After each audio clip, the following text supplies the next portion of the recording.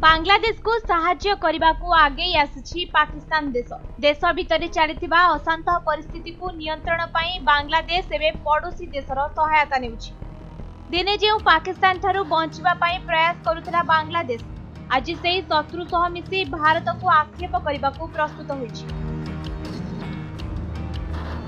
तेबे जदि देखिबा बांग्लादेश रे एबे संख्यालघु गोष्ठी आंदोलन जारी रखिछन्ति। एथिरे हिंदू ख्रिस्टियन बुद्धिस्ट लोक माने रैली करुथिबार देखिबाकू मिलछि।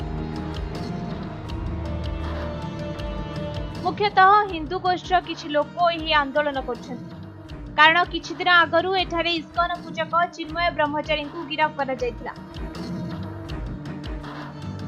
परे आउ 2 जण पूजकंकु मध्य गिरफ्त करा जायतिला। अन्यपटे 63 इस्कन पूजकंकु बांग्लादेश रे अटकाई रखा जायछि। भारत सरकार समस्तक वीसा को अनुमति देबा पर मध्य सेमानकु बांग्लादेश छाड़िबा को अनुमति देउनांती अंतरीण सरकार। तेबे एही घटना परे एबे बांग्लादेश रे स्थिति असंभाळ होई पड़िछि।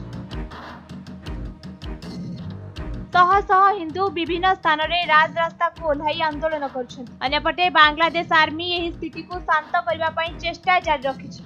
मात्र एथिरे असफल हेबारु एबे बांग्लादेश पाकिस्तान सहायता लोड़िछि।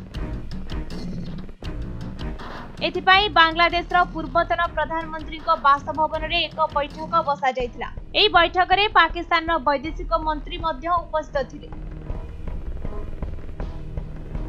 এই बैठक सरिबा परे एबे पाकिस्तान आर्मी बांग्लादेश रे नियोजित कराजिबे बोली सूचना मिलुछि।